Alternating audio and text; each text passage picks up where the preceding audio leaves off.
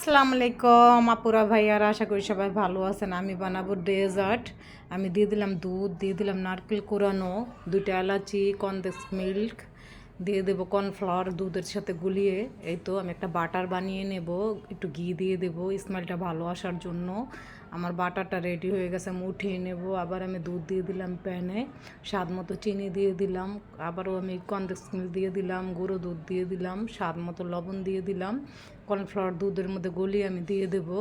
এই যে আমার এই বাটারটাও রেডি হয়ে গেছে, আমি এটা এখন উঠিয়ে নেব। ব্রেড কেটে নেব। আমি প্রথম যে বাটারটা বানাইছি ওইটাতে আমি বাদাম পেস্তা মিলিয়ে নিলাম, এখন আমি ব্রেডে লাগিয়ে দেব। লাগিয়ে একটার উপর আর একটা ব্রেড দিয়ে আমি এই তো রাখবো এখন বাটিতে। এটার উপরে আমি বাটারটা দিয়ে দিলাম, দিয়ে আমি আরেকটা লেয়ার করব, দিয়ে দেব।